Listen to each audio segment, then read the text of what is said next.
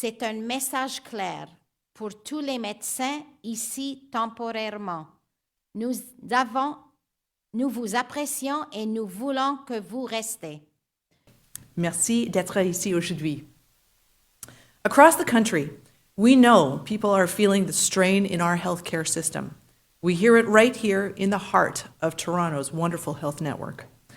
And we know many Canadians are still working hard to get the care they need when they need it. There's no single solution to these challenges, and no level of government can solve them alone. That's why I'm especially proud to welcome Minister Lina Metlaj-Diab here this morning. I have the privilege of working closely with her, and I can tell you this. She brings an enormous amount of dedication, compassion, and focus to the immigration file. She is constantly pushing for solutions that make our system stronger, solutions that help communities, help newcomers, and yes, help our health workforce right across the country. And today, you're going to hear about work that reflects exactly that spirit. I won't give anything away, but I will say that her leadership is driven by a deep commitment to delivering real, practical results for Canadians. Many of you know her strong record of public service, from her time as Nova Scotia's Minister of Immigration, Minister of Justice, and Minister responsible for la francophonie, to her federal role representing Halifax West. After the 2025 election, she was appointed Minister of Immigration, Refugees and Citizenship by Prime Minister Mark Carney. We are very fortunate to have her here with us today. So please join me in welcoming our Minister of Immigration, Refugees and Citizenship, the Honourable Minister Lina Metlaj-Diab.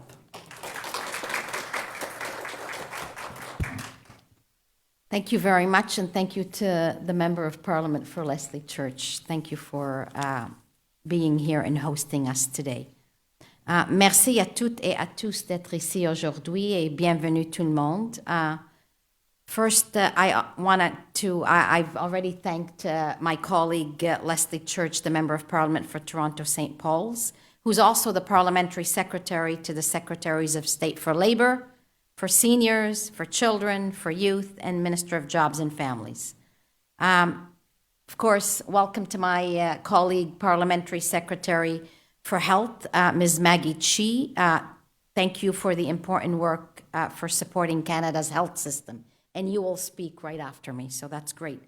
I'm also grateful today to the University Health Network for hosting us, and to everyone who's taken the time to participate in today's announcement.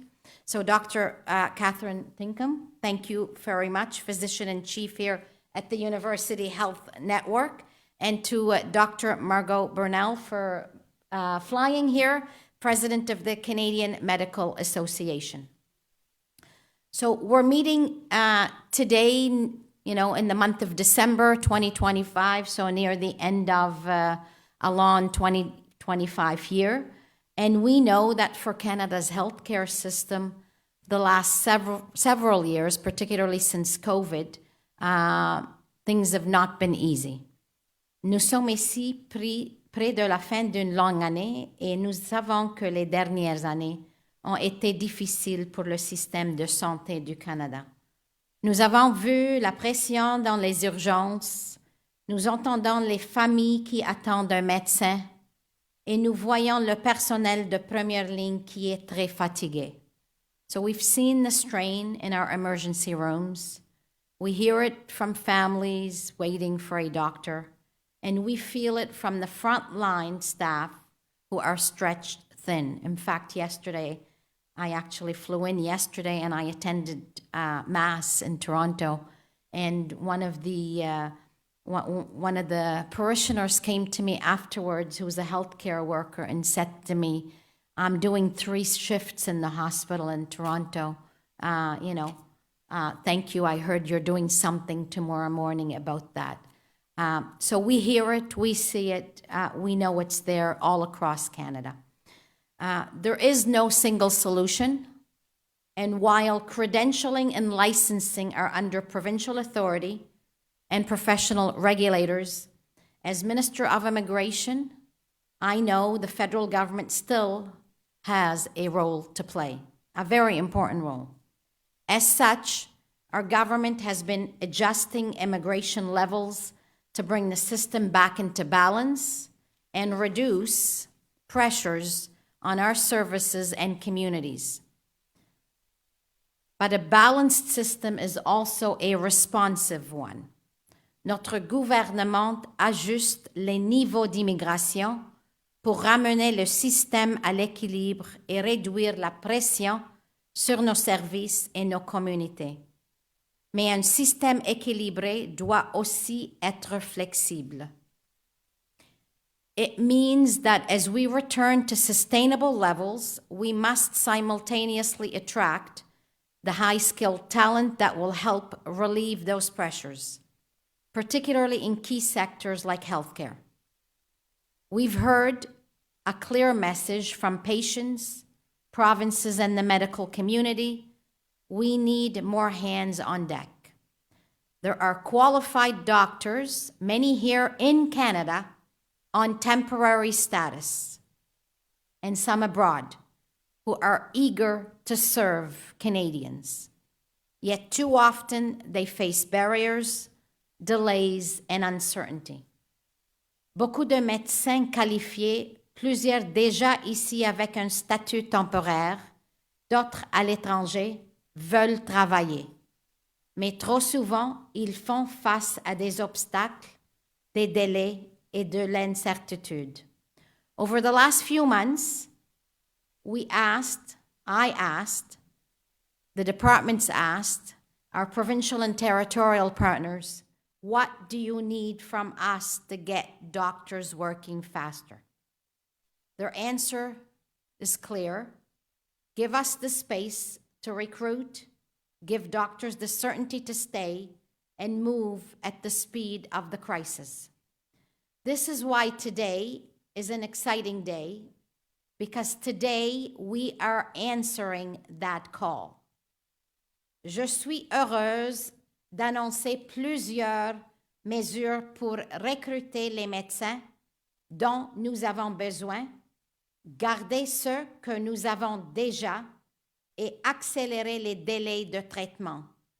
So today I'm pleased to announce a suite of new measures to recruit the doctors we need, to retain the ones we have, and to cut processing times to ensure it all gets done quickly. So these are three important things, and let me just explain to you what that means. First, we are empowering the provinces and the territories. These are my provincial and territorial colleagues that I have been working with for the last 6-7 months. We know Canada needs more doctors, but healthcare needs look different in downtown Toronto than in rural Saskatchewan. Provinces and territories are best placed to determine where their pressures are greatest. So, we are reserving 5,000 federal admission spaces for provinces and territories to nominate licensed doctors who hold job offers.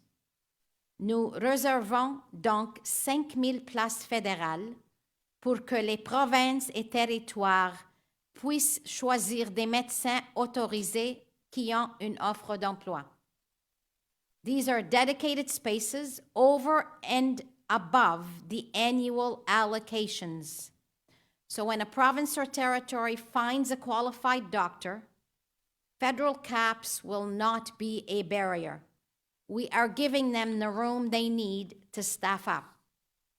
Second, deuxièmement, we are deploying federal tools to support this effort. We are launching a new express entry category specifically for international doctors with at least 1 year of Canadian work experience in the present years. Nous créons une nouvelle catégorie Entrée Express spécialement pour les médecins internationaux qui ont 1 mois, 1 an d'expérience de travail au Canada dans les 3 dernières années. Many of these doctors are already treating patients in our communities. We cannot afford to lose them. So today's announcement will open the door for eligible doctors who are already here to create or update their express entry profile now before we start sending invitations to apply in 2026. It signals to every doctor here temporarily that we value you and we want you to stay. C'est un message clair pour tous les médecins ici temporairement. Nous vous apprécions et nous voulons que vous restez. This measure is Canada's international talent attraction strategy in action, which we have announced in Budget 2025. It reflects a levels plan that is targeted, that is streamlined, and that is responsive. Elle montre que notre plan de niveau d'immigration est ciblé, efficace, et flexible. It ensures that we restore balance to the immigration system, that we are laser focused on locking in the essential talent that drives our economy and keeps our social infrastructure strong.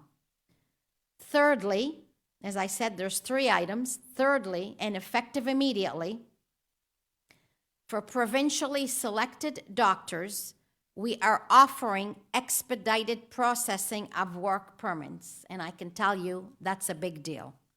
A doctor will be able to secure a job, get nominated by a province or territory, and have their work permit processed in just 14 days, allowing them to focus on what matters, treating patients while they wait for permanent residency. So, un médecin pourra obtenir un emploi, recevoir la nomination de la province et faire traiter son permis de travail en seulement 14 jours pour qu'il puisse se concentrer sur les patients en attendant la résidence permanente. This targeted approach builds on the work we recently did to attract and retain international graduates. So just as we refined our tools to keep the bright graduate students our economy needs, we are applying that same precision here. We're moving away from a one-size-fits-all approach toward an immigration system that targets the professional Canada needs most. These measures send a clear signal to international doctors, offering clarity and a path forward to work and live in Canada. Ces mesures envoient un message clair aux médecins internationaux. Vous avez de la clarté, un plan et un chemin pour vivre et travailler au Canada.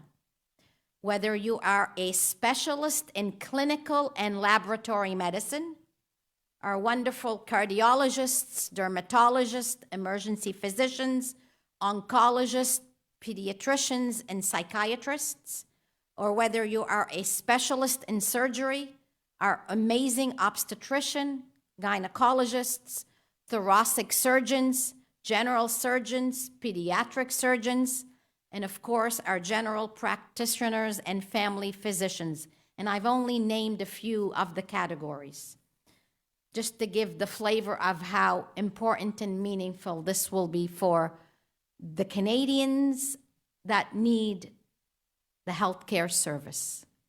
I want you all to know how much we value your work as doctors trained in these occupations. Je veux que vous sachiez à quel point nous apprécions votre travail. These barriers we are removing today and the measures we are putting in place to recruit and retain our doctors will have a significant impact on the lives of everyday Canadians and the services they will receive. Every time we remove a barrier for our doctors, we close the gap for a Canadian waiting to be seen. Les obstacles retirés aujourd'hui et les mesures mises en place pour recruter et garder nos médecins auront un vrai impact sur la vie des Canadiens. I want to thank all those involved, including those here today, and I see my colleague, Member of Parliament Jean Yip, as well, right here, and my colleagues in our provinces and territories for their honest and dedicated collaboration. These are necessary steps to build a healthcare workforce that is robust, diverse, and ready. We are committed to ensuring continuity of care for patients and strengthening system stability at a time when Canadians need it the most. Let me now introduce MP Maggie Chi, MP for Don Valley North, who's the Parliamentary Secretary to the Minister of Health. Thank you. Thank you, Minister, and good morning, everyone. Bonjour tout le monde. My name is Maggie Chi, and I'm the Member of Parliament for Don Valley North and the Parliamentary Secretary to the Minister of Health, the Honorable Marjorie Michel. And I'm so excited and pleased to join you today at UHN Canada's leading research hospital. Thank you for hosting us. It's incredible to be here. And thank you, Dr. Brunel, for being here for the announcement. And I'm also very pleased to be joined by my colleagues, Minister Matlaj Diab, MP Leslie Church, and MP Jean Yip. And it's a true pleasure to be here to talk about what our government is doing to strengthen the healthcare workforce and the issue that affects every region of the country. As Minister Lena Matlaj Diab touched on, there are many internationally educated physicians already working in Canada on a temporary basis, helping patients and contributing to our healthcare system. We're now giving them a clear pathway to permanent residency so they can stay in Canada to fill critical health workforce gaps. Today, our government is announcing targeted immigration measures to help grow Canada's health workforce, an express entry category for internationally educated physicians with Canadian work experience, as well as 5,000 bonus provincial nominee program spaces to provinces and territories that nominate practice-ready physicians with job offers. These are physicians who are already working in Canada on a temporary basis, helping patients and contributing to our healthcare system. We're helping them stay in Canada so they can continue providing care to Canadians. We are driving progress by working collaboratively and strengthening system capacity and infrastructure. That includes supporting the immigration of skilled health professionals like physicians with Canadian work experience who have the expertise our healthcare system needs. Supporting and growing the health workforce will help ensure that many Canadians who are waiting for necessary care can get it. Today's announcement builds on ongoing work to create new training positions for international medical graduates, expand assessment capacity, and develop navigation supports to make credential recognition more efficient. This work builds on investments that help internationally educated health professionals join workforce much more quicker. We're also helping internationally trained workers obtain the necessary credentials to work in Canada. Budget 2025 is launching a Foreign Credential Recognition Action Fund to help internationally trained workers in healthcare and construction get their skills recognized faster so they can contribute sooner. Budget 2025 also allocates $5 billion to the Health Infrastructure Fund. This will help provinces and territories ensure their health infrastructure, hospitals, emergency rooms, urgent care provider centers, and medical schools is able to respond to the healthcare needs of Canadians. All these efforts have a single goal in mind: to grow and strengthen Canada's health workforce so every Canadian can access care when and where they need it.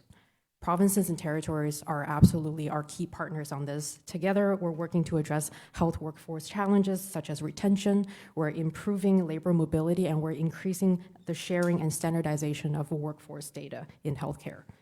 Today's announcement is another step forward. The additional immigration spaces to nominate practice-ready physicians will give provinces and territories the flexibility to respond to urgent healthcare needs. And the targeted immigration measures will make it easier for internationally educated physicians to stay in Canada, contribute their expertise, and deliver care. And that's what our country needs right now: a strong, qualified healthcare workforce ready to support Canadians. Because building a strong Canada starts with healthy Canadians. And thank you very much. And next up, I would like to invite Dr. Brunel for Canadian Medical Association.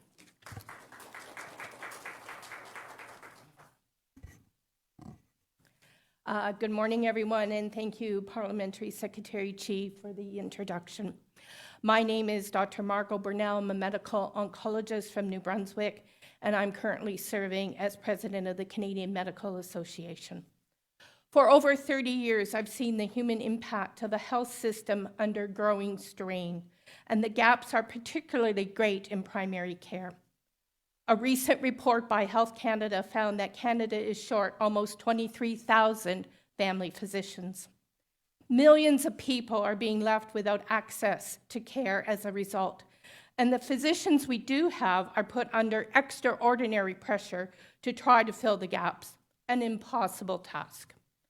Today, we applaud the federal government for recognizing one of the ways to help close this gap, making it easier for international physicians to practice in Canada by removing some of the friction points in the process, from immigration through to practice. Currently, it's estimated that around 13,000 internationally trained physicians in Canada are not working in their field. The changes announced today will help put their skills to work sooner, close staffing gaps, and provide more support to patients. Today's changes are an important step to addressing these challenges, and we look forward to continuing to work with the federal government on other measures that will improve access to care. The CMA is recommending a concierge-style pathway to guide internationally trained physicians through every step of coming to Canada and getting licensed to practice. That would include coordinating immigration, regulatory assessment, and employment pathways. It's important to also create a single intake portal to assess training, exams, and immigration eligibility, including background criminal checks and certificates of good conduct. Even with more physicians entering Canada, our current licensing frameworks limit how and where they can practice. A pan-Canadian licensure system would make things easier across the board, allowing all doctors to move more freely across provincial and territorial borders and work where the need is greatest. Such a model would also help with the delivery of virtual care, which could significantly benefit patients in rural and remote communities. It's a practical reform that could deliver results quickly.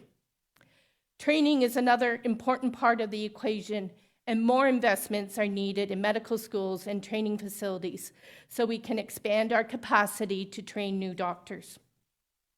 We also look forward to collaborating with the federal government on integrated health workforce planning, because delivering the right care in the right place at the right time will take more than simple addition. By planning the health workforce together at a national level, we could deliver more care in teams, the best way to take care of patients. We could make access fairer no matter where people live, and we could stop physicians and other care providers from burning out. Now is the time to align immigration, training, licensure, and workforce planning into one coherent, sustainable system, one that serves both patients and providers. Canada's physicians stand ready to partner with governments in that effort. Thank you, merci, miigwech. I'm now pleased to invite UHN Physician-in-Chief, Dr. Catherine Tinkham, to the podium.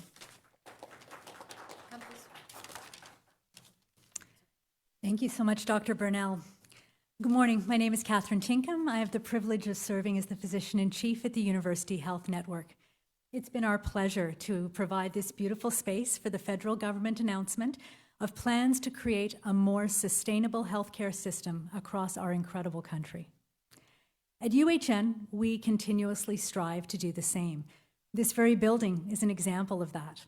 Acquired last year, it's undergoing a transformation into a hub for the early detection of cancer and cancer education. The work and discoveries that will happen here will benefit people all across Canada. Physicians have a unique role in caring for patients of all kinds, and there is no question that making it easier for physicians to establish a stable career in Canada benefits all of us. What we've heard today here is most encouraging. Thank you, Minister Diab. We are deeply committed to nurturing the tremendous talent in Canadian healthcare workers. And we are strong proponents of recruiting the best and brightest from all around the globe to help us deliver world-class care. Improving the pathway to permanent residency for doctors increases the appeal to working in Canada. And the support of this government to further enable Canada to be a world leader in healthcare and research is the most welcome news. Thank you so much for being here today.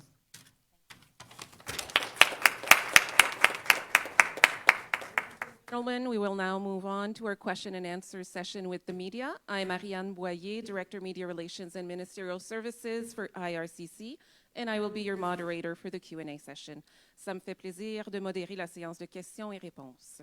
Participation in the question and answer portion of the event is for accredited members of the media. La participation à la partie questions et réponses de cet événement est réservée aux membres accrédités des médias. I'd like to welcome those who are joining us by phone as well. J'aimerais également souhaiter la bienvenue à ceux et celles qui se sont joints à nous par téléphone.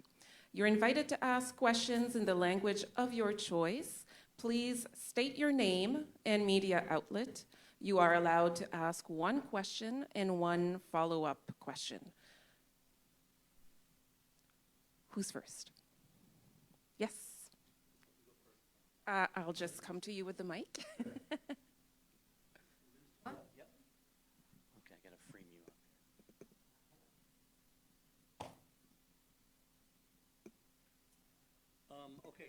This is sent to me. I'm Ron from Omni Television.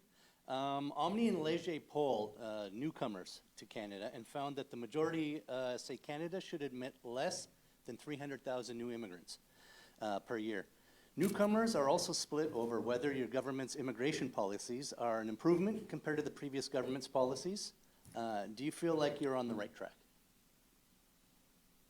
So Canada's taking a focused, strategic approach to attracting and retaining the best talent in the world. Today's announcement is attracting the healthcare talent that we need to deliver better care for Canadians, while also restoring the long-term sustainability of our immigration system.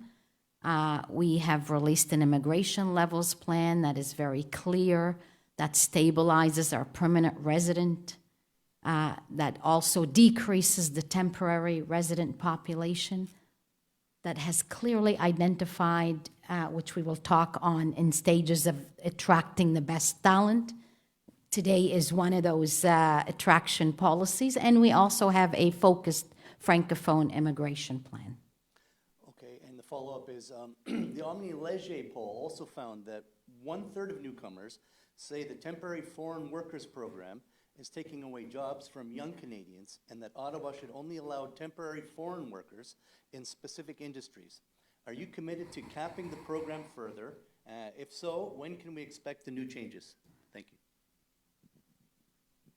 So the temporary foreign program has a place in Canada. We've heard clear from provinces and territories, particularly the rural and north communities, that they value the work that some of the temporary foreign workers are playing. We also have released the numbers. It is much lower than it has been. The program itself is about a 1% of the targets. So we've got clear targets for the next year, and we will continue to work with our provinces and territory to identify where they need to fill labor gaps, because it is there to bring in people to work in where we have shortages of non-Canadian people. It's certainly not there to fill jobs that Canadians can do themselves.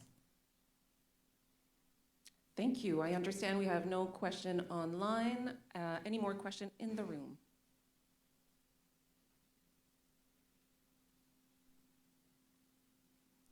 No question. Okay. Well, thank you very much. Thank you. If media do have any further questions, you're welcome to contact media relations staff listed in the media advisory.